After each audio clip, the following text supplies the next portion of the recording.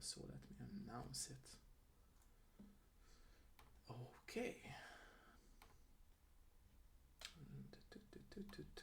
By the way, sorry that I'm looking right-sided. Just my camera is here and monitor is here. So No, it's fine. I get it. Yeah. yeah, I yeah. had you on that screen over there, put it Oh, over okay, here because okay. it's better to look Yeah, more it's at the like web. multitasking, you know. Yeah, I get it. Okay, okay, okay, okay, okay. Let me open up this tab. I have so many tabs opened up right now. Um, okay. Let me see if everything is working fine on my end. Let me see. 1, 2, 3, 1, 2, 3, 1, 2, 3. One, two, three, 5, 4, 6. It seems so. Okay. Let me sit into my original position here. And yeah, ladies and gentlemen, let us know if everything is working correctly on both of our ends. So let us know, let us know. Yeah. Hölgyek, urak, tudassátok velünk, hogy jó-e a videó és audio minőség, és hogy kezdhetünk-e. Let us know. Let us know. Let us know. Let me know. Let me know. I will wait for 1 or 2 minutes. If people are just lurking, then we can actually start. Oh, cute cat! Yeah. Come here. Gotta be on every stream.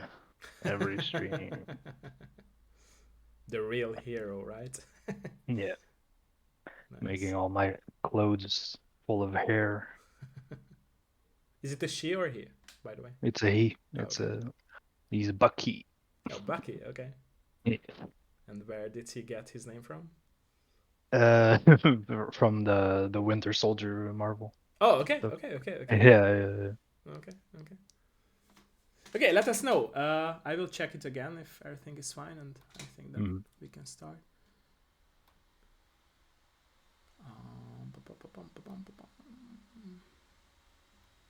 I gave him that name because he used to be a street cat, Oh, and okay. the Winter Soldier has kind of a tragic Makes backstory sense and with all that. that. Yeah, Just yeah, kind of like connection. Yeah. he Now has I. like a bunch of scars. You see, like Oh. his ear here is a little missing and You stuff found him, by the because way, on the he streets, got or? into fights. He my granddad used to feed him. Like he used to Oh, come okay. by my granddad's garage to feed him, and he was really nice, obviously, as you can see. Yeah. He was already like this, even living on the street. So we just decided that he should have a home because he came by like all beat up and stuff, I see. and sleeping outside in the cold and everything. So Yeah. I took him in. It's so sad that people act with animals like that, right? Yeah, we're pretty sure he was abandoned. We aren't like 100% sure, but it feels like he was like a house cat that was I see. abandoned. Yeah, I see. I see. we're not sure. But I'm glad that there are people out there who like care about animals. So that's what Yeah, matters at the end I of the love day, right? So yeah. I love cats. Yeah. Okay, let us know. Let us know. Can we start, ladies and gentlemen? Hölgyek, urak, kezdhetünk? Let us know. Let us know. Kezdhetünk, Máté. I know a lot of you are going from home, from work. It's that time around at my place, but let me know if we can start. Máté, jó minden? Kezdhetünk? Let me know. Patika, minden? Okay, they are saying everything is fine, so let me know if you're down to start. Yeah, I'm good. Okay. Good to go. Welcome everyone in the very new episode of my Dev Live show. I'm here today joined with the creator of the game called Perennial Order, and I'm very thankful and very honored really that he joined us for today's episode. And like I'm always saying, let's start with a little bit of introduction. So please introduce yourself for us. My name is Miguel Félix. Okay. I'm the co-creator of Garden Fiend Games and Perennial Order. We started it's me, James Markowicz, Vincent Van Hoof, and Julian Crowhurst. We formed the company together, and we do everything uh, everything together basically. Okay. And for me personally, I'm a professional animator. I've been an animator for over 12 years now, and even longer than that, considering like I started animating when I was like 12, 11, 12 years old, I see. and I've just kind of stuck with it this whole time. I see. I see. Okay. Okay, so my very first question would be, what was your very first contact with video games as a player, if you remember those memories and times of yours? Mhm. Oh yeah, I remember. I had it. Well, it depends. I had one of my first console gaming. I had it recorded even. I don't know if I have that footage. I probably have it somewhere. It was Tekken 4 on the Oh, okay, PS. nice. Yeah, Tekken 4 on the PS2 with my dad. Nice. We have that recorded of like when he bought the PS2, and the first thing we played was Tekken 4 on it. So I Also a remember gamer that. too, by the way? Yeah, yeah, yeah. Oh, My okay. dad is the one that got me into games. He got me World of Warcraft, and we like played Nice, together, nice, did all nice. that stuff. I had played some stuff before that, like on the computer, more like kids games and I see, stuff. I see, I see. There was this really old Shrek 2 game. It was like one of the first things I remember playing. Okay. It was like a very specific game. The people who played it like remember it for sure. It was really tricky, the final boss battle in there.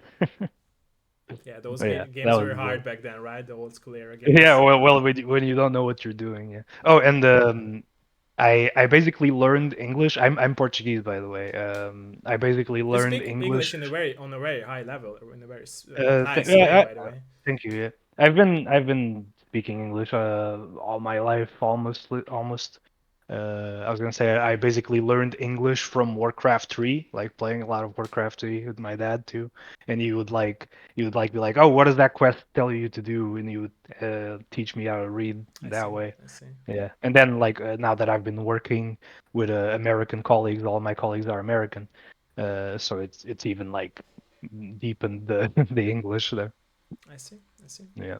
So you were talking about that it's four of you who formed a team and made Perennial Order. So was it hard to find your mates, your people whom with you forged a team and started making your own game? Like, was it a hard thing to do? Well, honestly, for me, I really lucked into this team. Okay, Like, basically, how it happened is that I had another job. I okay, was working on a different game, basically just starting up, learning stuff, I see, and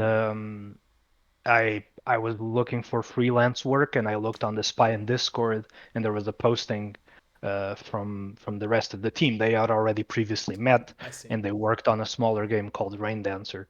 I see, And they talked to me, were like, "Oh, we love your animation style. I think it could be great for this game."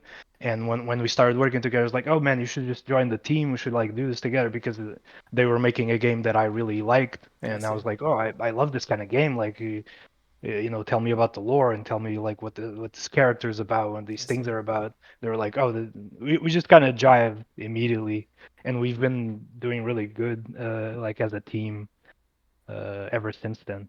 I see. We all just kind of like fit together in a very interesting way. We're all very hyper specialized in our own field. Uh, so there's like the stuff that overlaps is the stuff that we need to work together in, and then the specialized stuff we can just fully focus on it and do it to the best of our abilities. I mean, we ended up like with a really, really good team. It's rare, by Uh, the way. It's very rare to have a yeah, good I team. think we're all very lucky and we're all True, very true, true, thankful. We're true, all very thankful for it, for like just for getting along. Like we don't really have any fights or anything bad like that. We can always get together and organize, talk things out. true. Um, we're all very grateful for the team synergy there. Do you believe, by the way, in perfect synergy, Uh, yeah, or in it's the sense something that's like develops throughout the time? I think you have to work on it. Like Okay, no one's ever perfect. Like sometimes you're gonna get into disagreements, or you're just gonna like the more you work together, the more you live together with okay, anyone, you're gonna okay. run into conflicts and stuff that you just have to work at it. But there's a sort of an intrinsic level of like you have to like the people, and we all like each other. We love just talking about games, and every time we have a meeting, we end up like sidetracked for like an hour talking about something that has nothing to do with That's lovely. work, Yeah. right? So I think that stuff really helps because if you're working with someone you don't like them at all, like it's gonna make everything a lot True, harder, true, true. obviously. Very true, very true. Yeah. Yeah, there's a level of intrinsic synergy that kind of has to be True. there, and then the rest is all work on top of that. I see. I see. Yeah. So you mentioned you were working in the animation industry for a lot of years, but have you always wanted to work on video games? By the way. It wasn't immediately my goal. Okay. Basically, like I knew that I always wanted to do animation. It I was see. like a thing I really connected with. from the first moment I kind of discovered it. I started with like old school like flash animations and stuff, like Newground kind of stuff, and I was like, oh, this looks really approachable, this style of animation. And I got the software. It was Macromedia Flash at the time. It wasn't even Adobe yet. And I just started like working at it, and I know like, oh, I really like this. I really want to do this. So I knew I wanted to do animation, like whatever form that took. I did like freelancing on like advertising. Oh, your camera and voice froze. Oh. Can you hear me?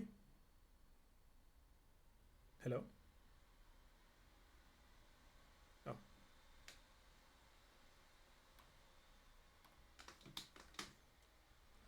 I will message you because your camera froze.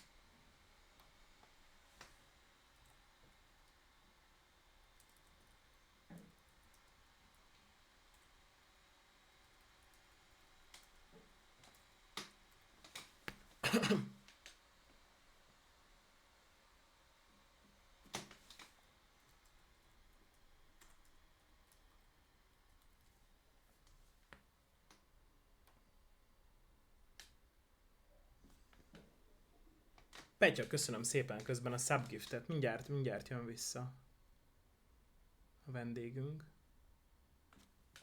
He will be right back. He's having some issues with his computer. So don't worry about that. Petya, nagyon szépen köszönöm a subgiftet. Megvi, thank you for the subgift. Thank you. Hey ho.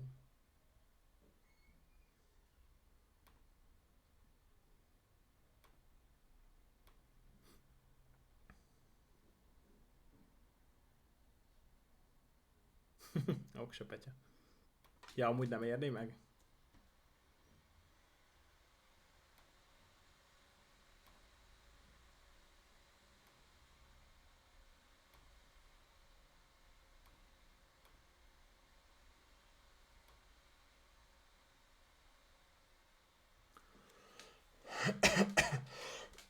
Sorry.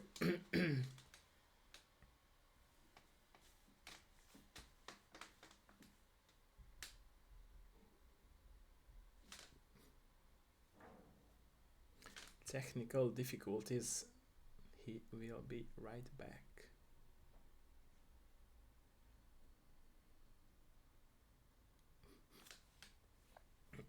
De csak annyit kérdeztem, Petya, hogy amúgy meg nem érné meg, vagy ha nem lenne nitro, vagy...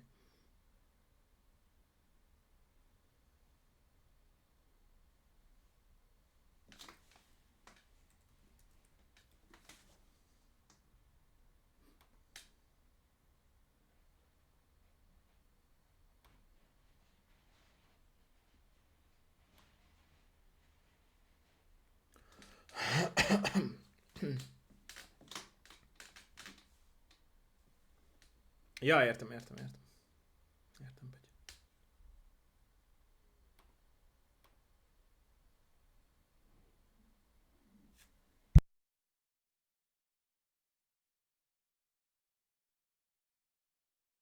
Jogos, Petya.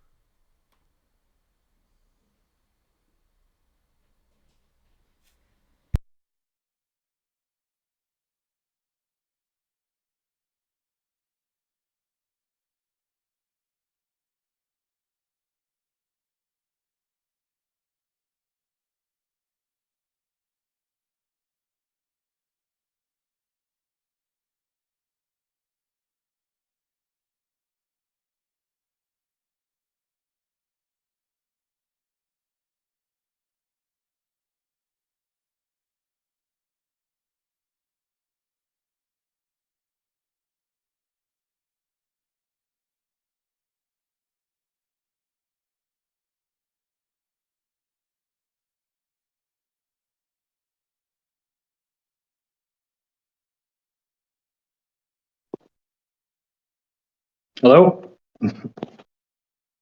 Hold Oh, on. you cannot hear me, sorry. Welcome back. Can you hear me okay like this? I can. I'm on I my can. phone. I can. Okay. Yeah, sorry about that. No, it's okay. Like, it's so annoying that I don't even want to get into it because it's ridiculous. But like I've been having this computer problem, and it's like it's like I have a ghost in my computer. Literally, it's the most like random, annoying computer issue ever. Okay. Where it's like stuff like this where the computer dies.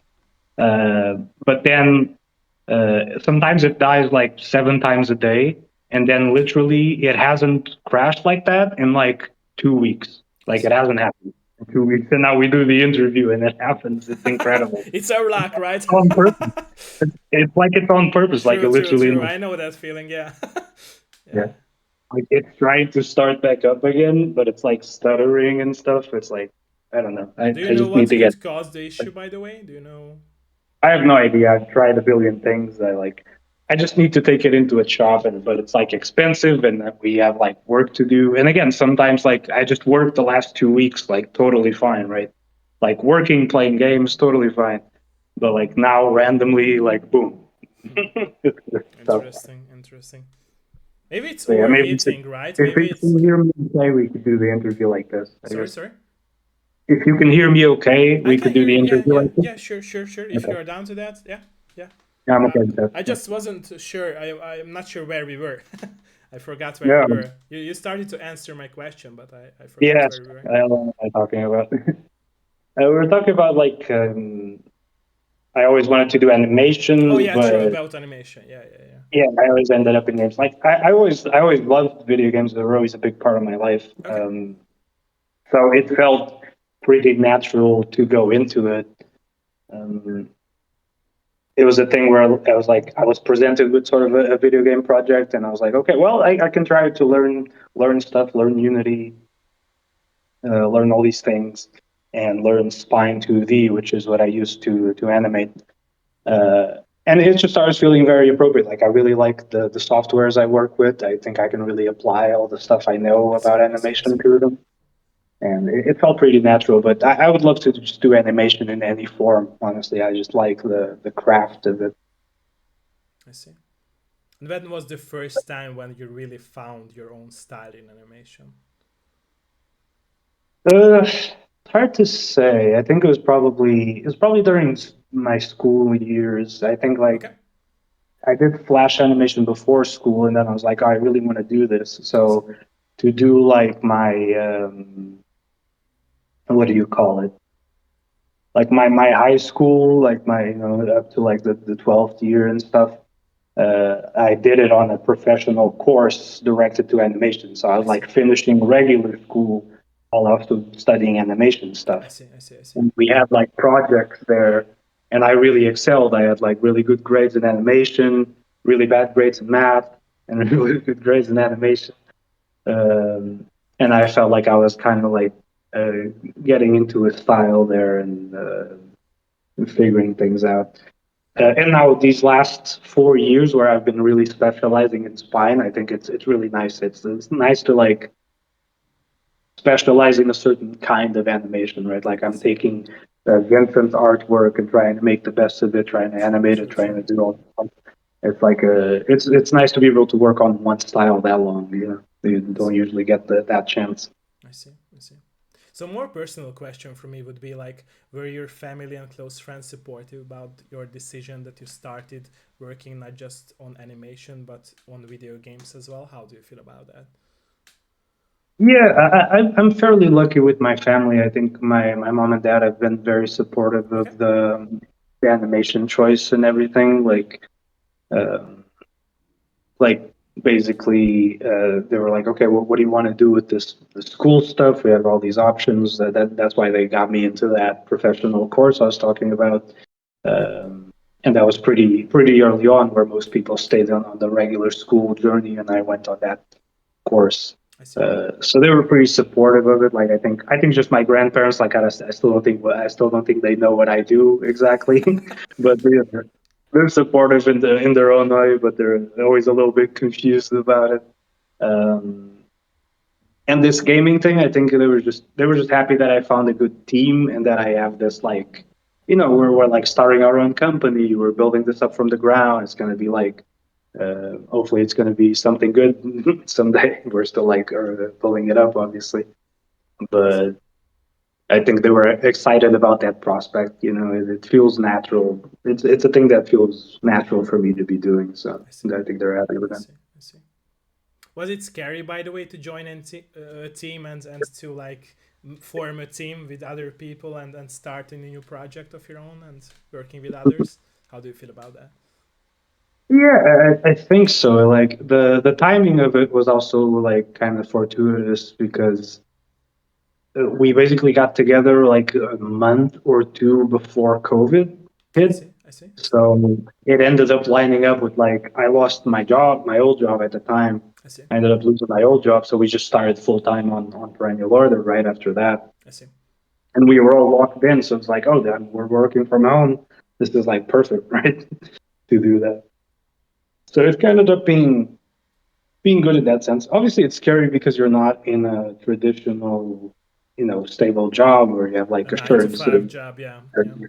9 to 5 with all the all Yeah. the corporate and legal benefits and all the stuff that's going on. True. True. But I think it's like I don't know. I think we all really trust each other, I so see. it's nice on that sense. It wasn't scary on that sense. I Like I see. I really see. believe in what we're doing, and I believe it's gonna work. I see. I see. And from now on, do you or have you see yourself or do you see yourself in the future that you would like to continue making games? By the way. Yeah, I think as long as our plans as a team is just to keep making games as long as we can. Basically, we're I see. we're very happy doing that. I would love someday maybe to do some other projects, maybe I like see. working in a more of a movie setting or something. But I don't know if that's ever like kind of high dreaming and maybe furthering studies or anything. Like I didn't go into like the college level of animation I stuff see. or I anything see. like that. So That's right. I wouldn't mind trying to do that, but it's always hard. Like who knows how that stuff fits into life. But we're very happy making games together, and I'd love to make more. Like we have a lot of ideas for stuff we want to make. I see. Yeah. I see. Do you feel like you found your inner child and inner self by making games? Yeah, I mean, I think so. Like it feels very natural to be doing it. It's like it's very fulfilling. I think I see. it's very fulfilling work. Like through this random thing that's happened, we managed to to put a game out there. We have a game on consoles. We went to Gamescom, which was really fun. We have like people already like we don't have the largest following obviously, but we have a moderate degree of success, and we have enough. What we have is like people who really liked Perennial Order, really liked what we did, and that's just great to see. It's great to see that we could like make something that people really like, and we already have like fan art and certain things like that. And it's kind of crazy to think about that. Like it's the kind of stuff you hope to do with your art, right? To like True. True. inspire people to make them to have them say the kind of stuff they say about us, that they really True. enjoyed the experience and all that stuff. True. Very true. Yeah. Yeah. It must have been a beautiful feeling, and it still is, right? So, yeah. Yeah, Yeah. definitely. Okay. So throughout the development journey of yours of making Perennial Order, how do you feel? How have you changed as a person in other territories of your own life? Uh, I think it's interesting. I think I became a lot more confident as a professional. I I think see. like I see. at my old job, I was really starting out, and it was kind of it was like a rougher, more I want to say more corporate job, but it was more like a boss bearing down. It I was see. like I see. trying to manage expectations, trying to get better at your stuff, but on a much more stressful environment. I I think see. like coming out of it, I did some freelancing in the meantime, and I was able to support myself financially through the freelancing, I which see. felt very empowering to be able to be like, oh yeah, I'm doing this thing that I've always wanted to do, and it's working out. And now with games, like being able to make it all the way through Perennial Order and having a game that people like is very empowering. So I think that's the main thing it's given me is some degree of confidence because I'm usually a person that's more on the negative side of things, I guess. I As see. I more see. more doubtful. I always want to make sure that we're doing our best. But yeah, and I was going to mention too because like in Portugal, it's pretty hard to find a job in this industry. Like after school, I struggled a lot to get a job. It took me I see. like I see. It took me about like 3 years or 4 years to find a job in animation. And in the meantime, I had to like try and do some other stuff. I was like, oh, am I even gonna do this? Am I gonna quit? It was like that kind of vibe. So to be able to be now doing this for basically like 6 years now, full time on this kind of game stuff, it is nice. I see. During these times that you mentioned that you could not find any job in what you know and what you're good about, what helped you go through with those years, like not giving up on your vision and what you would like to do? I think they were just there were years that a lot of people need to have. It's just like you sometimes need to be like, okay, are you if you have a sort of vocation thing that you're pursuing, right? You need to be like, is this really what I'm gonna do? Am I gonna focus my full attentions on this? Because it's like to get a job and to pursue your job is a full-time job. It's a full-time thing. You have to be there every day, trying your best, True. finding every possible avenue to be successful. And that's a long thing. Like I think after school, I was kind of like I wasn't immediately Searching. getting jobs thrown at me, and I was like, it's not gonna work. It's like that kind of naive thing going on. And it was like, oh, do I go abroad to study? And I was 17 when I came out of school, so I was like, oh, am I gonna go to Canada alone when I'm 17? I'm like, oh God, that sounds really overwhelming. I think like sometimes you just need to go through those years and eventually be like, well, I like this thing. I'm gonna keep trying to do it, True. and Very true. then It's like experiencing your own like limits and what you can do and what you can't with your knowledge. Exactly. By the way, would you like to switch to PC if that's more comfortable for you? it's still like it's Oh, starting up okay, and okay. No, just let me starting know up if you in want to Russian. switch. Just let me know because. I would. It's just it's literally Okay, it's okay, really okay, bad. okay, okay, okay, I okay, would if I could. okay. But So I'll let you. okay, okay. So throughout the development journey of Perennial Order, what was your favorite part about the development journey of yours? Try to say. I think like Gamescom was definitely a highlight on like just a pure experience level. Okay, It was also the first time I met most of my colleagues. I met two of them. I met James and Julian. Vincent couldn't make it out to Gamescom sadly. So that was a really good like, oh dude, look at this. We met online and now we're in Germany and we're talking to people and we have a booth with our game on it and people are playing the game. Like that was crazy. So on a pure like experimental level, that was really good. I see. And I think like the post-launch process was also it was like really nerve-wracking. But then when the positive reviews started coming in and we sort of stabilized, I think we're at a 91% positive right now. Like once we realized that that's kind of where we were going to land, we're like, oh, this is really good for the kind of game we made, right? Like that part was very fulfilling to be because you spend like we spent 4 years developing Perennial Order, right? And you spend 4 years in a bubble thinking like, oh, we're going to do this and people are really going to like this. And you're going to do this because we're addressing this criticism of the genre and stuff. And then to have people be like, "Oh, I love that you did this thing that you thought you were doing," is very affirming. You're like, "Oh, I didn't just think I was doing that; I was actually doing that." Nice, cool. True. The appreciation It's of very your time and affirming. work, right? Yeah. Yeah, it's very affirming. And the creation process itself is also very nice. It was fun to come up with the world, to work on everything, like building it up from the ground up, and seeing it turn into like a fully fledged thing it's very satisfying in its own right. I see. I see.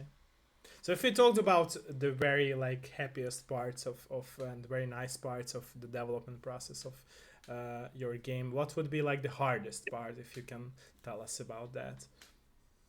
Yeah, I think for us it was probably the business side of things. Okay.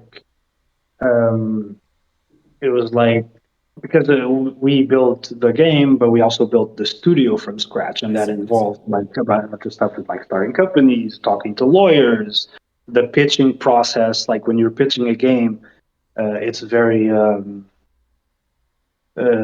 it's very demanding. It's like you're putting everything into this thing, and you're hoping that you get investment, and you're like. But I think we spent 3 months pitching, 3 or 4 months pitching, and it felt to me like a year. Like it felt so long to be there, like waiting for meetings, and then people say they're going to get back to you and they don't, and it's like it's a very like every time we were pulled away from the game to deal with like a business thing, that was when it was like, this is really annoying. Like we just want to make the game, we don't want to like deal with this thing or that thing, you Yeah, know. I understand that. Yeah. That's probably the most annoying stuff, and I'd say that's probably it. Besides, like the morning the game came out until the review started coming in, that sucked. having the game because I'm in Portugal and my colleagues are in America. So basically, the game came out in the morning, and I was alone until like the afternoon with no reviews, nothing going on. And then everyone started waking up. We started getting attention and reviews, and my colleagues came back online. I could talk to them. But that whole morning when I was alone and the game had no reviews, I was just like, well, maybe it's just gonna stay like that. Like, I don't know. Those Like scary that's times like, you had to live through. Yeah. yeah, like that's like anticipation of like, oh God, that. Yeah. That was probably that specific moment was probably one of the hardest like couple hours in the I see. development. I see. I see. I see. And how do you feel about the feeling after like a project is over? Because that's what a lot of times are brought up by my guests if they shipped a game and it's already out. So what comes after? What's the feeling in you and in your team when like you shipped the game out to the people and how can you close it as a team and move on to another project? How does it work for you on an emotional level? Yeah, it was. It's interesting, right? It's like it's bittersweet. Like on one hand, you're a little relieved because okay, it's out. The job is done. I see. The thing is out. Obviously, there's like a level of we have to keep an eye on like, oh, were there any bugs, any hard stuff that we need to fix, anything like that. Thankfully, there weren't anything. There was like one bug on consoles that we had to deal with, but that's about it. And it's like we feel a little like um, I don't know how to say it. A little more detached. Like the project is out and it's going good. Also for our personal development journey, we had to start on the next thing I like see. very early on. I Like see. we started it a while ago. So we've been working on that. So we haven't been like just focused on the release of Perennial Order. We've been multitasking. So I see. I see. I see. that's been very demanding Sorry. on us emotionally and physically to be doing that. Uh, but we just had to because we can't like with Perennial Order we didn't have the kind of buzz that justifies like sitting back and be like, oh, we're gonna make tons of money when this game's is gonna come out, right? Um, so we had to be like, okay, we got to start on the next thing. We gotta get things moving so that eventually we'll have a successful game studio, I right? see. I see. And was it hard to balance those times of multitasking that you mentioned, making different Yeah, games? definitely. It was definitely very hard. It's very hard to switch mentally between two I things see. because, like, I don't know, like artistically, you want to kind of like focus on one thing, and you're like, okay, my entire mental landscape is around this world and this thing, and I can focus on that. Trying to switch back between that and something different, whatever it is very hard. And obviously, just the time of it, like trying to do both things at once and have them both be good, because we never wanted Perennial Order to suffer because we had to start on something else, right?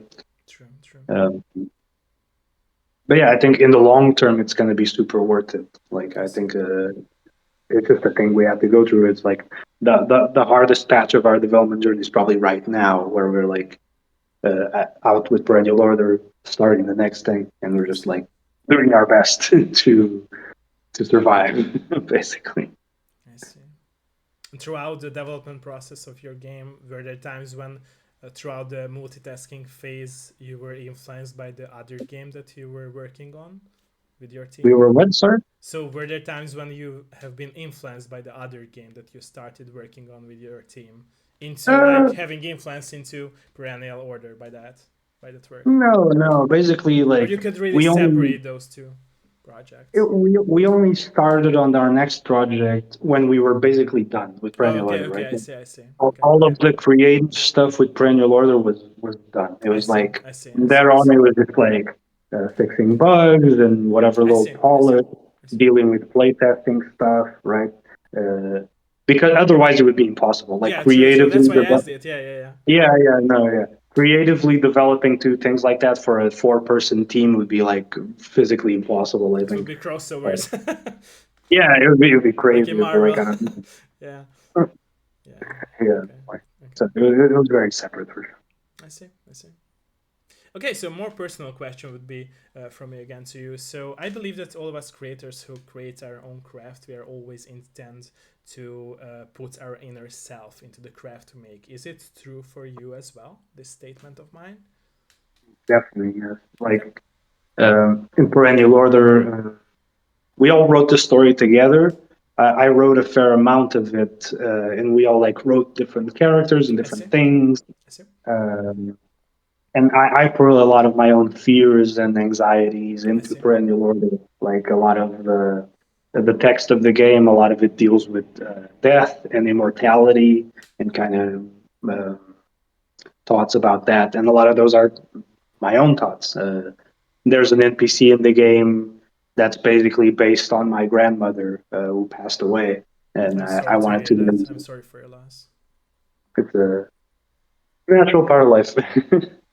But it was she passed away during development, and we already had a character that was kind of like a grandma kind of character, and I was like, oh, I want to write her dialogue, and I kind of wrote her like how my grandmother used to talk. It was kind of a way That's to very nice of do you, it. by the way.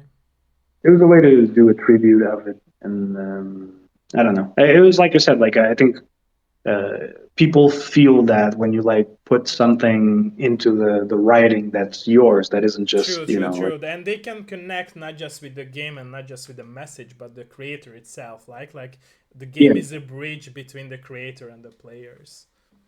Yeah, definitely. I think like especially with our kind of game, this kind of like Souls-like dark fantasy games, you can sometimes fall into the problem of like writing just lore that's like it's theoretically interesting, but it's like kind of a drag to read. It's like the king of blah blah blah in the land of blah blah blah did whatever, and that was bad. True. Versus like what we really wanted to write was characters who were like living in the world and they had their own experiences, and we thought that was more interesting than just trying to come up with a lot of complicated backstories for like physical places and things and all that. I see. And so what was the difficulty setting with Perennial Order when you developed your game? The what? Sorry, the The difficulty setting and the goal with the difficulty setting. We set out to definitely to make a hard game and to make like we knew we were gonna make a one-hit death game. We wanted to keep that part of the project like intact. It was hard because during development it's like our first game is a one-hit death boss first game, and that's like a niche of the niche. Like it's very limited. But we were like, we really believe that this kind of game has potential, and that we can like make something good within it. But obviously, one that is going to like turn away a lot of people at the start, and that's fine. We had to be like very transparent with it. Like we put it on the trailer, put it on the Steam description, be like, don't be surprised when you come into the game. And like, oh, don't be mad. We told you that it will happen. Yeah. Well, like because that happens, right? Like if you don't tell people, people will just buy the game. They see the cover or something, they like it, they buy it, and then they're like, "What the hell is this? Like I'm dying in one hit. Like this game is impossible." And it's not. Like we wanted to make a very fair game. We tried our best to do that. Like the game is very balanced around with it that it's balanced around not wasting your time when you die. We tried our best to limit the frustration of it while keeping the excitement of like, oh, I beat this whole boss without dying. Like that was crazy, right? I see. I see. Wasn't it like any time like a scary decision to go with this vision of yours to build a hard Oh, game?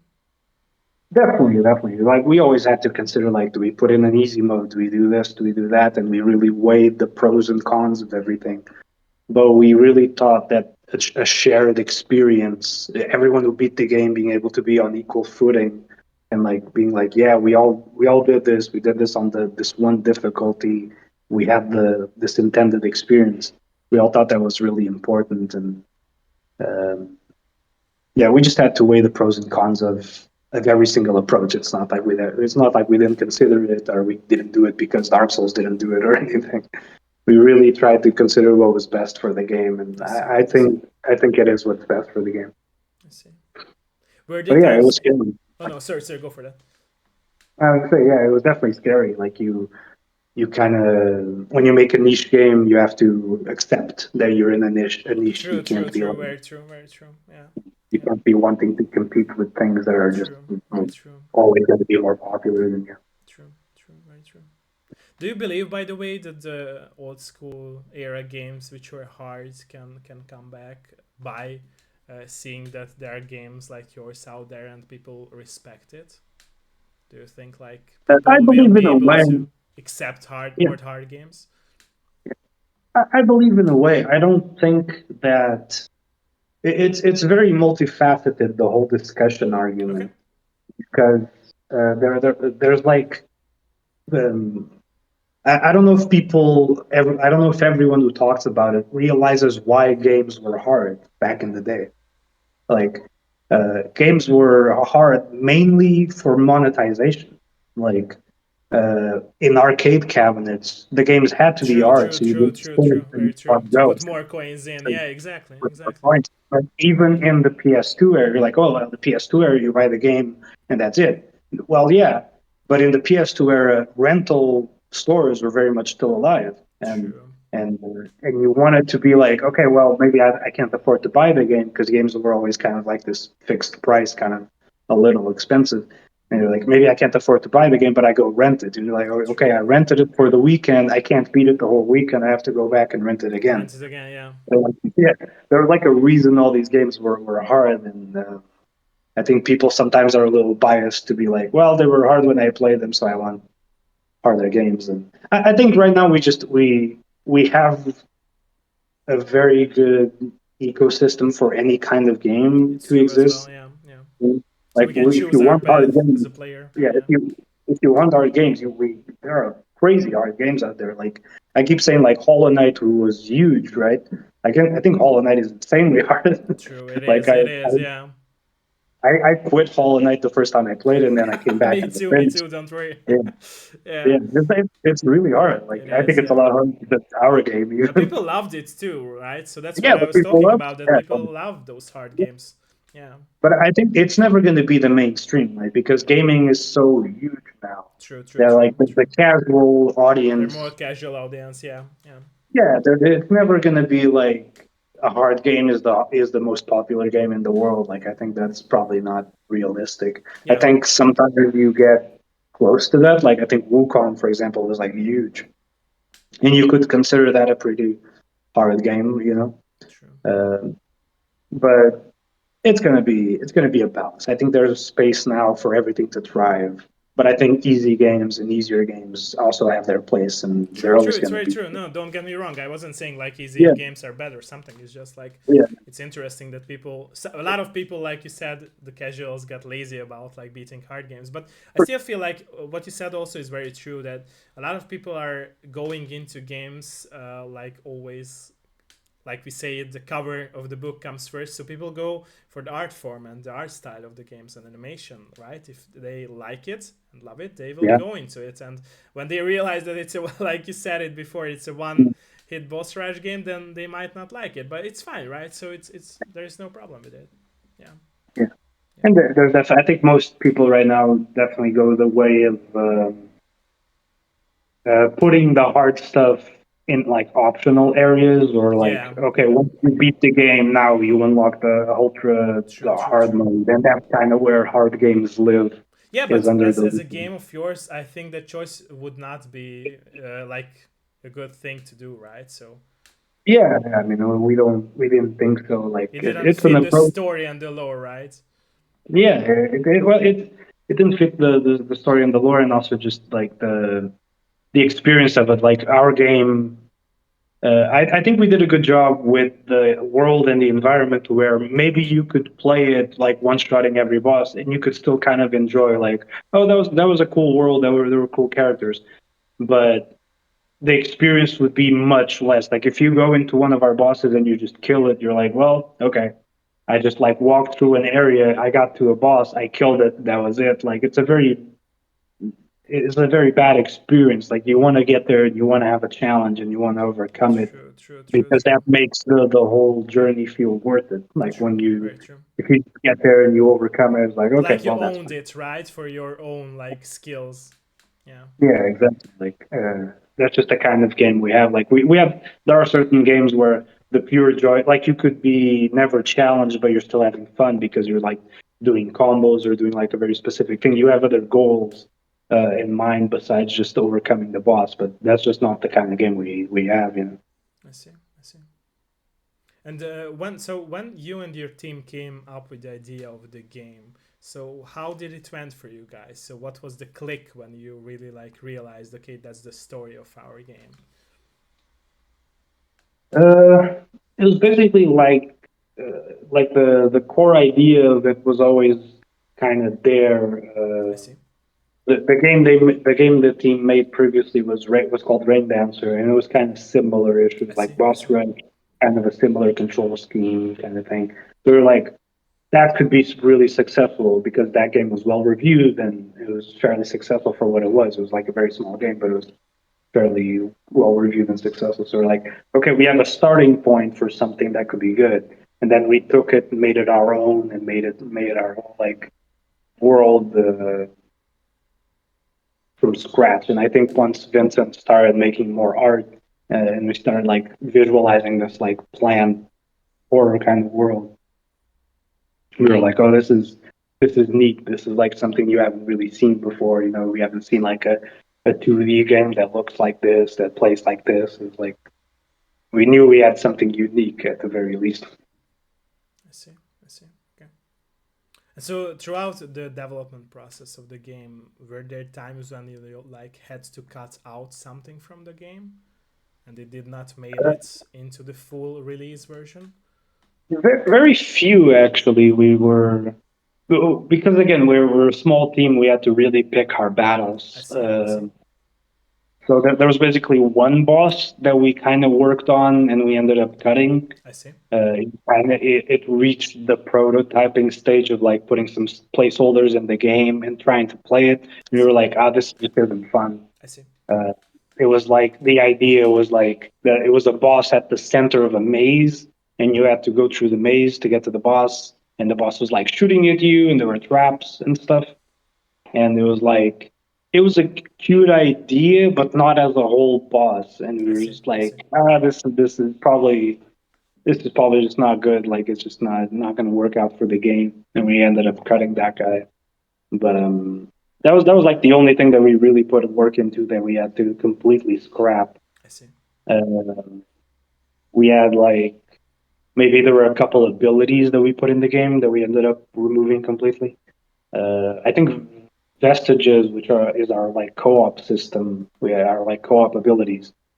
There were a couple of those that we made, and it was like, ah, this is just lame, and we ended up removing them. I think there was like three Vestiges that were like completely changed the way they worked I and see. made I new see. ones. Okay. Yeah, so we have to be very conservative with the time we spent on something, basically. I see. I see. Okay. Speaking of bosses, by the way, which was your favorite boss to design and to work on? I think it has to be the Grandmaster, Okay. the tech boss. Like I think that boss is started becoming the most iconic. Like people talk about it and mention it, and it's a great visual. It's an interesting fight. It's a very cool character the way we ended up developing it, like when the dialogue came in and the voices and the animation and everything. Animation wise, it was very challenging because it's like it's this 2D rig that then needs to move pieces with its arm on an hexagonal grid in perspective. And it was like, okay, when he does this, how does that look? And like trying to figure out those things was very tricky. And I think we ended up making it like very good. And it was fun. It was just a fun boss to make a concept of. It was like we had a big list of boss ideas, right? It was like this, and that. And then it was like chess boss. And it's like, okay, how do we do a chess boss? Like, are you actually playing chess? Like, do you have to kill every piece? Like, what's going on? And ending up with the Grandmaster, I think was just really cool. Those are very unique ideas, in my opinion. By the way, yeah. Yeah, I think they came together very well. I think every boss in the game like stands on its own. True. The Master of the Boom, the samurai boss is also like pretty cool. Everyone like it's a fight that's a lot more simple, but it was like okay, it has a unique mechanic. It's fun to figure out. The voice lines and the voice acting from Brandon Hunt was really good, and it really like brought the character to life and everything. Um, so that boss came together in a very nice way too, like with all the music and stuff. Uh, yeah. I see.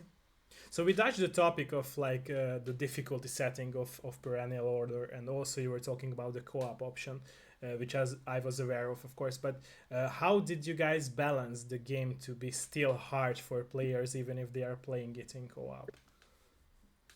Yeah, so essentially, the bosses have a bit more HP in I co-op. see. It was a hard balance to reach because every boss has a unique like multiplier for co-op. I Because see. some bosses they run away a lot, so you can hit them less. So if you give those bosses a lot of HP, it becomes really annoying. But then other bosses, if they're very stationary and both players know what they're doing and they're just like doing good attacks at them, they're gonna die like really really fast. I see. So we had to like figure out the best kind of HP for every single boss and make sure that the mechanics weren't like too exclusive to single player. Like we couldn't fit any mechanics in that literally didn't even work I see. with two players. So that presented some challenges. I think one of the hardest things about development was making it co-op. Like I see. on a technical level, with just James doing some wizardry to making all the co-op stuff work and cross-platform and everything.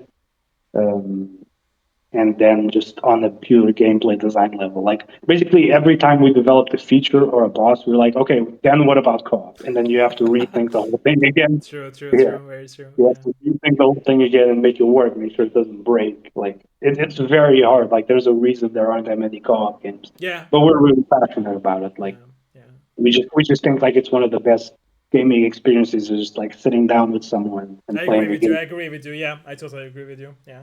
I even have, by the way, a show called KKKK, which is Kanapé Krumpli Cooperative Caddy Hungarian. It means like couch potato, couch potato, co-op Tuesday, because CAD is Tuesday in Hungarian. And basically Yeah. on Tuesdays, I sit down with my friends and with my guests IRL on a couch. We eat like potatoes and with ketchup or I don't know mayonnaise or something like that, and we play co-op games. And I'm planning to do that with your game as well, to have that game as a show of mine there. So yeah, it's I I appreciate agree. that you guys made co-op in this game as well.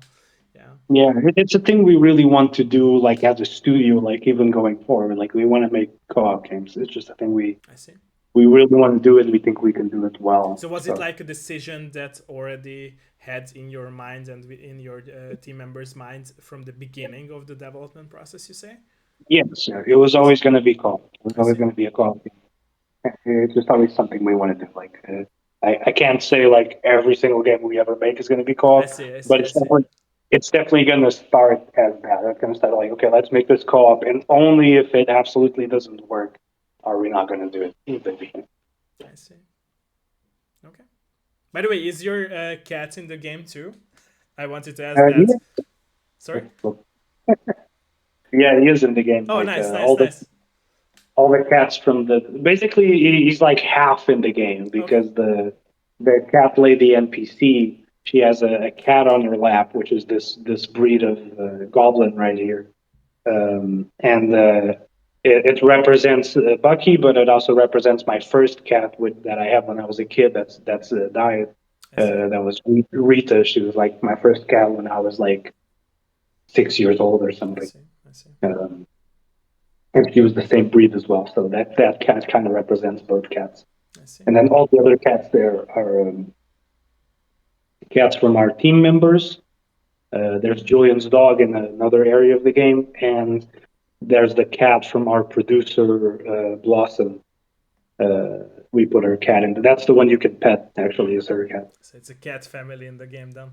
Yeah, the cat I can family. say so, yeah, cat companies, yeah. So what would be, by the way, the ultimate message, the core message of your game that you always wanted to like give to the players with your team members?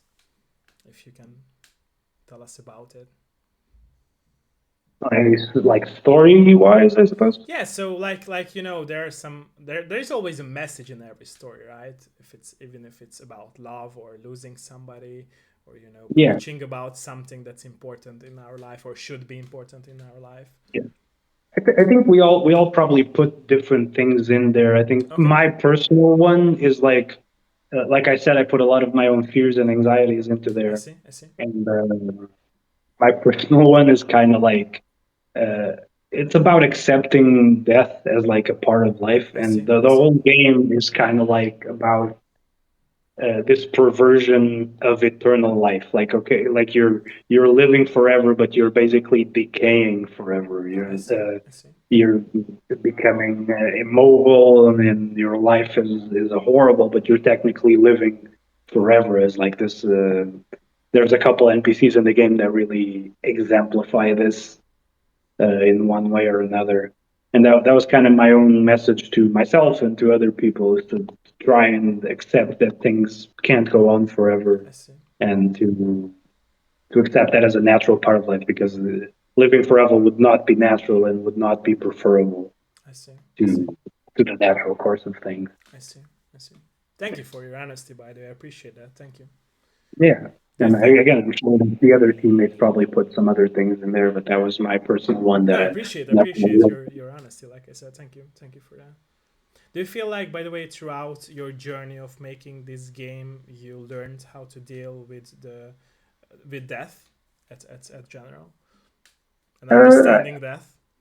It probably helped a little bit, at least. You know, it's obviously like a lifelong thing. True. I agree. Yeah.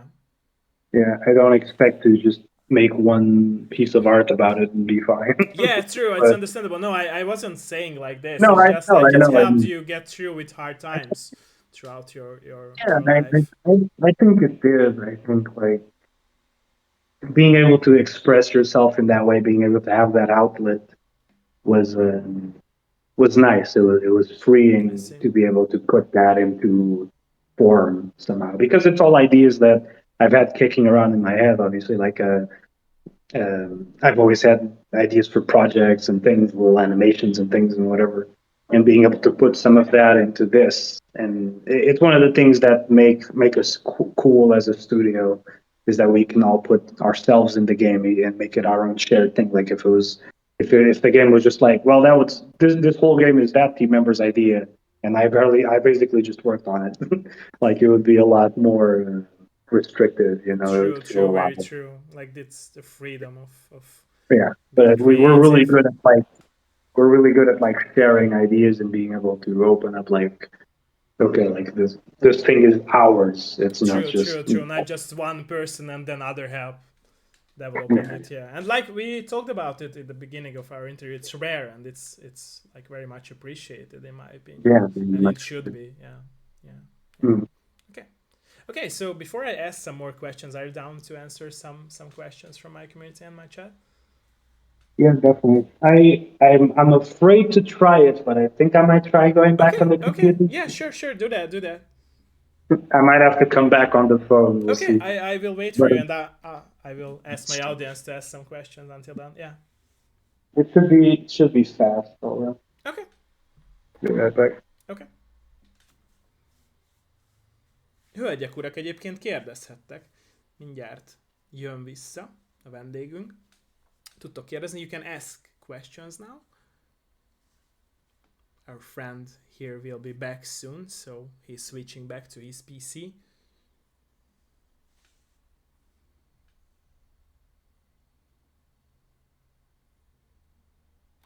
So I will need some patience from everyone.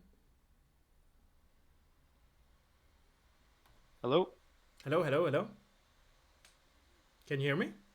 I can, yeah. Okay, Hopefully I will add stays some alive. We'll see. volume too. Nice, nice, nice. Dude. Okay, so by the way, there is already a question. Minnie is asking, how hard is it to for a game to make the graphics perfect? Were there times when you and your team members had to like restart the whole graphical and animation process of the game? No, not restart. I think basically we're very fortunate again to have one extremely talented and hardworking artist, which is Vincent, and the whole game is basically living on his artwork, right? I see. So the whole like Vincent could make a still image, and then that would basically be the game. It's just then we take it and we put it together and we animate it. I animate it. So in that sense, we never had to like restart or redo anything because I see. the visuals were always going to be his style. It was always going to be that, and it was a challenge on like a technical level of putting together all the spine animation. Like the main character is very complex with like the different ways it can move and the different things going on with I it. see. I see. But yeah, I wouldn't say like I don't know what perfect graphics are, but I think we have very I think good she has. I ones. think she has like perfect for your own vision, like accepting your Right? own vision. Yeah, Yeah, yeah, I think yeah, she meant this by this yeah, question. yeah. I think Oh, again froze. No, it's okay. It's okay. Yeah, never mind. It's okay. It's okay. Never It's okay. mind. Our Never luck, right? mind. It's on purpose, like you said. It's fine. It's fine. Yeah, as I was saying, I think after the art was already put in the game, it was more of a question of like, okay, now how do we do the lighting and the things? We had like some early builds of the game that were very dark, I see. and then we had to like turn up the lights and figure that stuff out. Um, so that was probably the only like more challenge was figuring out a kind of lighting scheme that worked for the visuals and that wasn't too dark and also wasn't too bright. Yeah. I see. And there's interest. It's interesting that you're saying this because I feel like whenever I played your game or watched the trailers before playing it, there are like more warm colors in your game, right? So it's not just about death and suffering and being defeated by bosses if you are not Yeah, skillful enough to defeat them, but it's more about like friendship and all those NPCs who talk with you as well, like you yeah. mentioned. Like yeah, there's like there's a lot of themes of that as well. Like the main character kind of ends up meeting all these people and forming new memories. True, true, true. Uh, and the NPCs and the world, there is levity to it because it can't be all dark because then it becomes like white noise. If everyone you meet is like, oh, I'm so sad and I want to die, like It it won't would make all any blend sense, in. yeah. It would just all blend into the background, you know, True, like true, true, you true, you true. wouldn't be able to remember any specific NPC True, because they would all be very similar one note true, kind of very true. things. So we need those quirky NPCs and those like, oh, that character did a funny thing and I remember that. And I like that character now because of this. You know, it's very important to endear people to the world and the characters. You know. True, true, true.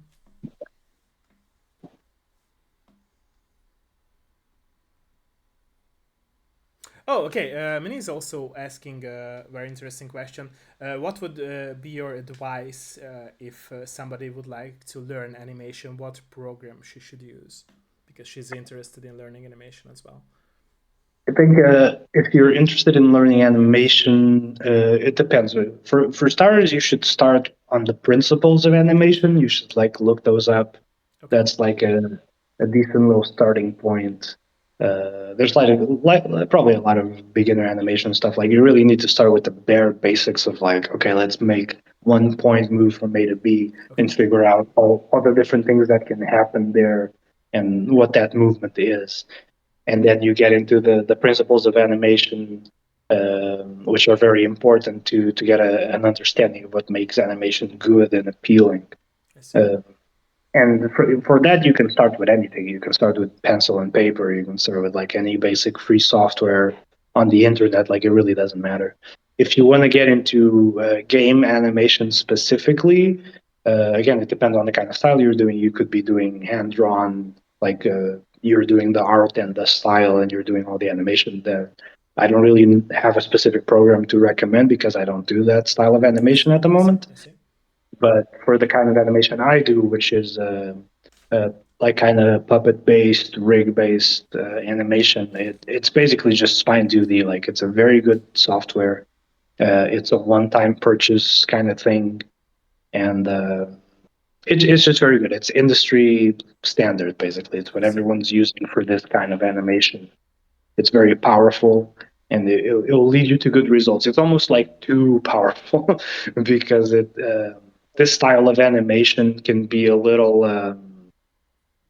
It's easy to fall into the shortcuts of like, oh, I can kind of do whatever and it looks good, but it doesn't necessarily look good. It just looks tweened and clean because that's what the program does. You know, like the program is going to do its best to make whatever you do look good. Look more good, yeah.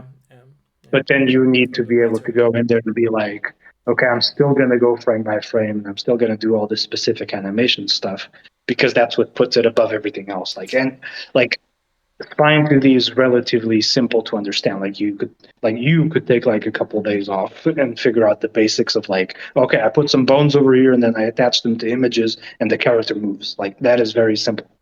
But like to go beyond where like some artists out there do spine animation that you can barely even tell that it's spine animation, right? And that's really incredible. That's like what you should be striving for. So yeah, I say just start simple. Start with like a bouncing ball. Start with the basics of animation and see if you like it because it's a very time-consuming process, right? Like in school, I spent a whole weekend producing, I think 4 seconds of animation, maybe if that, and that's like pretty good. Like professional grade animation, you could spend like a week on like a really good like 2 seconds of animation. Like it's a very intensive process, and you really gotta love what you're doing with it. And for game animation, it's very interesting too because like Spine lets you do things where it's like interactive, right? Like you're moving, you're doing your animation, and then that can interact with physics in the engine, physics in Spine, the lights and stuff. Like it's really cool. I see. Yeah, kind of long-winded. I'm a bad teacher, kind of. That's why I don't. I love that. I love that. Thank you for going more deep into answering this, and thank you for the question and answer as well. Thank you. Yeah, thank you so much. So, what about, by the way, the name of your game? When did you guys came up with the name of your game, and what influenced the name of your game? Yeah, it was basically just a big brainstorming session. I think we spent like 2 days on it. Okay. Just like on the chat, we just went like this, and that, and this, and this, and that. And we're like, we knew that we knew the plant team already, and we knew kind of the general gist of what the game was about, like the sort of outline story of the game. I see. So we were like, okay, let's come up with some of these names, and we landed on perennial. And it was like, oh, perennial is really good because I mean, it's like it's a plant term, but it's also like about a rebirth and like a cycle of life and that kind of thing. I see. And it was like, oh, this term is perfect. So then we went through, I think, every word in the dictionary after perennial. We had like perennial chaos, perennial mercy, perennial. What was it? I don't know. It was a lot of stuff. I remember Perennial Mercy specifically, and like some other names like that. and eventually we were like perennial honor, perennial order. I was like, we just kind of had to narrow it down. It wasn't like a big bolt of lightning or anything. Which we wanted a name that was unique, obviously, for all the technical reasons you make a name, so that when you Google it, only our game comes up, basically. True, true, I true. think there's one more game now called Perennial. Oh, But really? I didn't know that. I think there's one, yeah. But it's like one of those things where like you never hear the word in your life, and then you come up with the game title, and then you start hearing it everywhere. You start hearing people say it in sentences, and you're like, "Oh yeah, that's a perennial issue." I was like, "Dude, you've never said that in your life, man. I don't know, I don't know what you're talking about." Yeah. Yeah. But yeah, it was. We just wanted a unique name, and it felt right. We had a couple publishers even be like, "Ah, are you sure about that name? I don't know if I really like it." But we were pretty adamant that it was a good name for the project. I see. It's a little hard for me because it's very non-Portuguese friendly. You say perennial order, it's like what? What's that? What is that? Is it a food? Yeah, it sounds like you're mumbling. Yeah, very true, very true. Okay, so we talked about, by the way, the future of your team and making other games as well. How far are you guys of the development process of your new game? If I know it's spoiler time, spoiler question time, and or spoiler time Yeah, question, but I can't share much about it. I okay, can just say that we're working on something and we're gonna keep making I games. see. When are we going to And see something about it, or it's spoiler as well again? Soon, uh, soonish, very soon. you're no, you're probably not gonna see something about it for a while. I see. I have to guess. By Yeah, the way, is it probably for. like a totally different game from this one, or silence?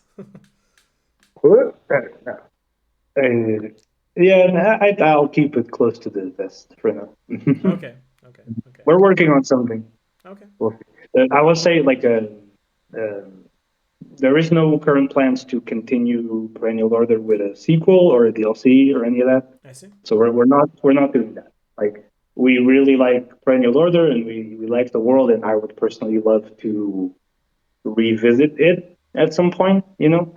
But again, we have to make our studio survive, right? If we just hope that we were going to survive off Perennial Order, like it would be very unlikely that we can do that.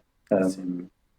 So we have to do the best for ourselves and for our studio, No, and it makes sense. It totally makes sense. Like you said, like you can't just be based on one project and then leave it to like have success or not. maybe there will be some huge Twitch streamer that streams Perennial Order, and we're like super rich overnight, and then maybe we'll make some DLC or something. But until that point, I think we're pretty much done with it. We're probably gonna do one more patch, like trying to clean stuff up a little I see. bit I see. more. I see. I see. But it's, Okay. Okay. Thank you for that, by the way. Thank you. Okay. Any more question? Bármilyen más kérdés? Bármilyen más kérdés? Bármilyen más kérdés? Any more question? Let us know. Let us know. Any more question? Please let us know.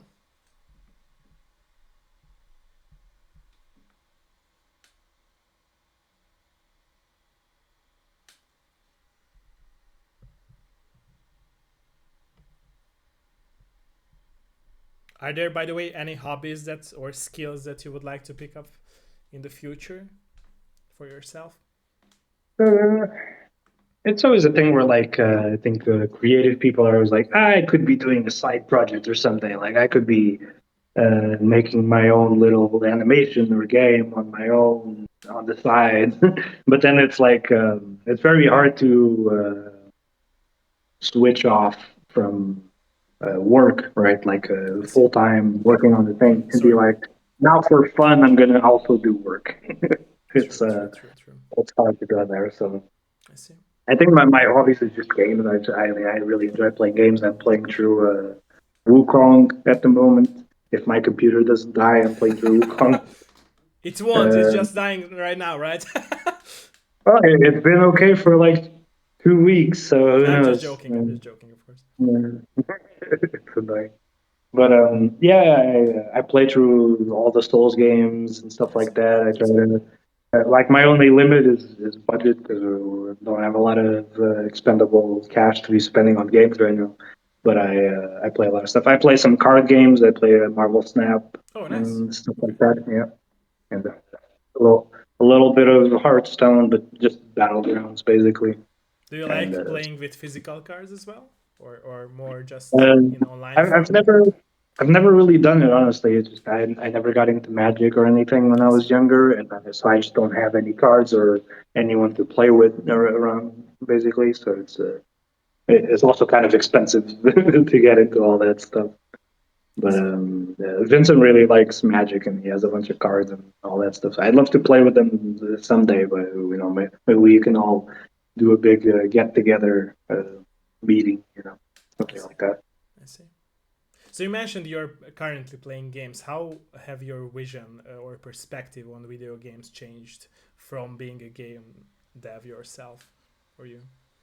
Yeah, it definitely it puts some perspective on things. Like you always have like a general idea of like, okay, games must be hard to make, but like when you actually get into it, it's like it's rough. There's like this example called the door problem. I think it's like an example to explain how complicated game development is. I It's see. like, okay, you have a game. Okay, cool. You're gonna put a door in the game. Cool. So and then it goes through the list of like, okay, you have to talk to the programmer because he has to know what kind of door is it. Is it a sliding door? Is it a screen door? Is it a regular door? Does it open both ways? Does it only open one way? Do you need a key to open the door? Can you break open the door? What? And then you're like, okay, once you've talked to the program and you figured out the mechanics of the door, it's like, okay, now you need to talk to the artist. What kind of door is this? What kind of wood is it? Like, what does it look like? Is there a window on it? Can we do a shader for the reflective glass on the windows? Can the rendering for the game handle the So many shader on the problems came window? up, right? Suddenly. No, like it's nuts. Like I could go on for like another thing. Like okay, you have to go with the textures, and now there was a problem with the program. You have to update it. Now there's another bug because of the door that you put in, and they're like, and then you make a really good looking door, and it's like, well, the door isn't optimized, so it's costing us like 20 FPS. So you need to go in and take a bunch of the cool stuff you put in the door out, so that it works with the optimization. Right? So it's like it's really complex, and I think a lot of people have some appreciation for it, but also some other people don't really fully get it. And there's a big distinction of like um, people who actually work on games and people who don't work on games, and like what they can tell with it. I see. So it puts some perspective on when you hear about people like, that game sucks because the devs were lazy. It's like, well, probably they were just underfunded or True. reorganized. Yeah. Like there was something going on there that the Yeah, that's why I product wanted to say couldn't that. Yeah. be the best, right? Yeah. Because games just take a lot of work. Like you can spend a lot of time on Exactly. the Exactly. simplest things that you think would be really fast to do. Like they're never that fast to do. Exactly. And what people do not understand is that these people who are making games, they are just humans like me and you, and Yeah, they have real life issues as well with what they have to deal with it, right? So it's not just they can focus on working on a game, but they have their, everyday yeah, life, which is happening. yeah. It's hard to like to get into game development. You really have to want this because you're gonna have to be like mind, body, and soul devoted to this. Like True, with for true, true, true. perennial order and still for this next thing, we're like working weekends sometimes or working late. Like my time zone is weird, so sometimes I have to be here until like 10 at night doing meetings and stuff. Or like even further than that, I've worked like sometimes it'd be like it's like 1 a.m. I've been staying up late, and then I check Discord. It's like, well, I'll do this one thing real quick, and then I'll go to bed. Right?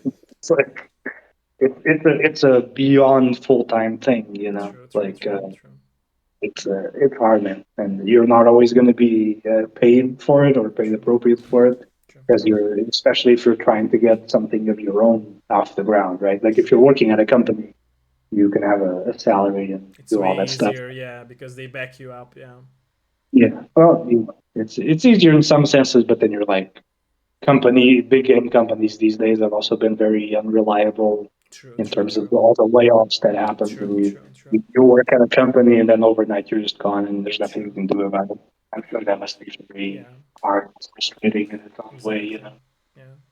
But I view that in a positive, more positive way because I feel like we talked about it in past episodes of my Dev Live show that I feel like those people who were fired from a big team, they will be able to now go for their own vision because I'm sure that all the developers who worked for these bigger companies, they already had like these crazy ideas of theirs, right? They wanted to make a smaller studio or even their solo game which had like a very good vision and very unique vision. I think that this kick in their butt might help them, to really go for that vision.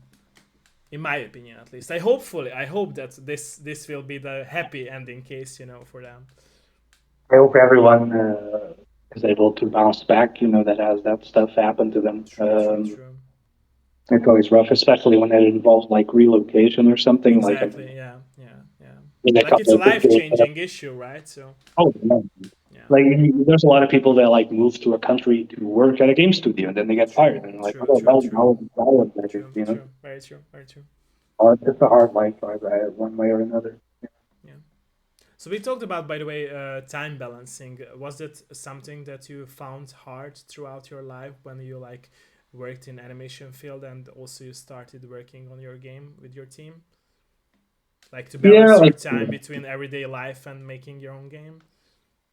yeah, definitely. Like, it's a thing where you always feel like you can be doing more, like you never clock out, it's never done.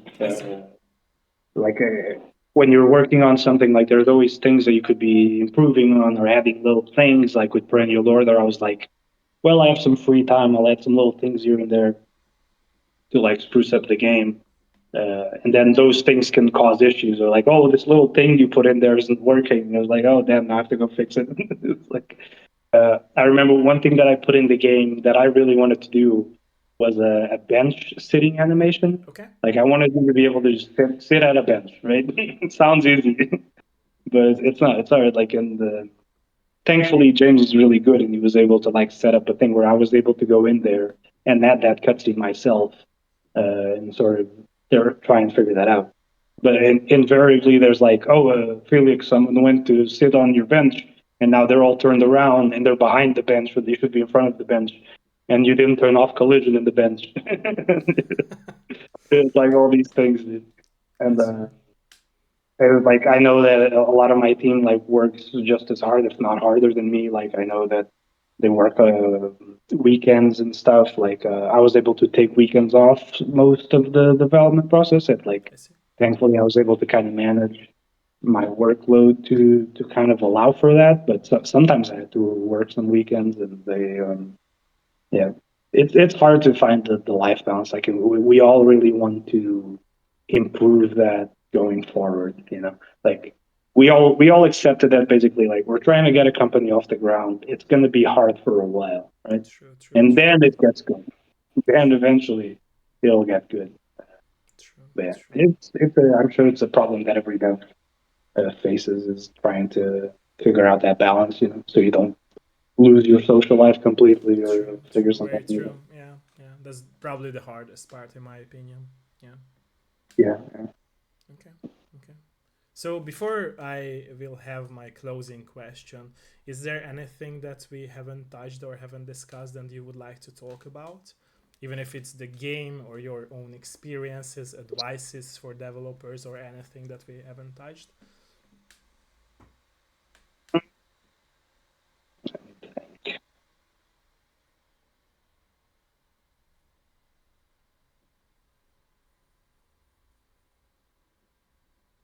No, I don't think I can't think of anything right now. Anyway. Okay.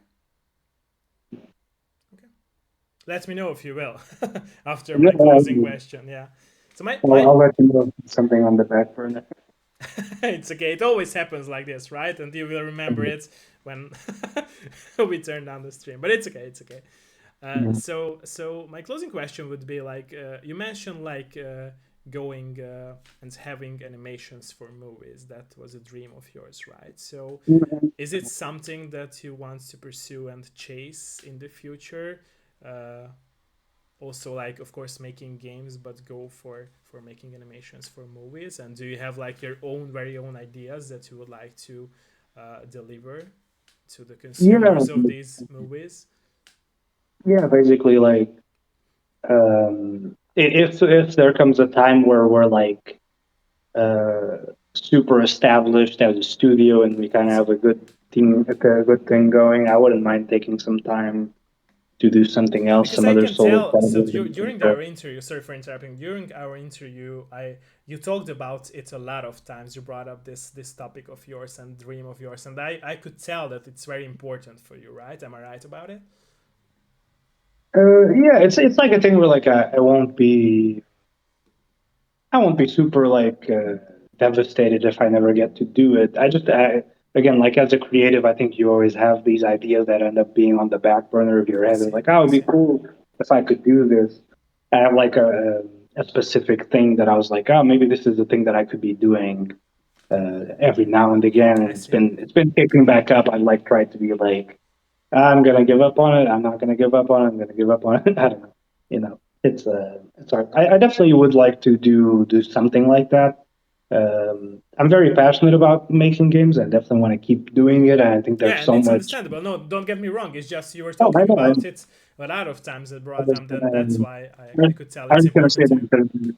there's so much space for games to be different and also very fulfilling in the kind of stories that I want to tell I see, personally. and it's very true. That Yeah, I don't feel like I would be very unfulfilled by just making like, whatever, 20 more games. Just keep making games, that's definitely fine. But yeah, I wouldn't mind exploring some other things, trying some other stuff. I see. Just to stretch your wings. Like you don't want to get stuck doing the same kind of thing for too True, long true, and feel true, like you're true. just stagnated. Like I always feel bad personally that I kind of left my drawing skills and my traditional animation skills kind of fall by the wayside I see. because it's a very hard thing to develop and to maintain. I see. I Like see. But like 2D. I don't think so. As I'm writing my books and my poems, and I don't think that it will fade away as your knowledge or your style, right? So it will always be there. It's just like you have to get the time for that to go back to those things that It you never do with fades that, away. right? It never fades away completely, but it definitely stagnates. Like Yeah, if you're but not I doing don't. it, you're Yeah, but I yeah. don't think it's like hard to pick up. It's like tennis, for example, as well. Like I used to be like a professional tennis player, and I ended my career because my leg work wasn't on fire. So I really realized that it's not for me. But I was a tennis coach even back then, and after that I left professional tennis, and it's very true for my writing skills as well. I had this time where I like quit a lot of like video game journalist companies, and I like was writing just for my own, and I had times where I like did not went into writing, because I didn't feel like it. And those were the times when I started to question myself: am I worth of writing again, or am I good enough to write again? And when I went back to writing again for other companies, I realized that I'm still there. It's just I have to pick up again my skills. Yeah. No, yeah, that's not that's very true. I think Yeah, it's a very hard craft. Like I have so much respect for people who do that professionally. Like 2D hand-drawn animation is legitimately like it's like insane. Like I call video games a sort of super art because it ties together everything, right? true, Like true, true, true, very true. we had Yeah, to bring I agree with together you. this yeah, we had to bring together this programming expertise that James is like a master programmer and he knows how to do all this stuff by himself. And then we also had to bring together like an amazing artist, an amazing musician, an animator and like It's true. It's true. It's true. like put together. Love It's your quite work, insane. man. Love your work. Do not have Thank you. self-doubt, please. Don't do that. Thank you. Thank you. I think it's all right. I think I did okay.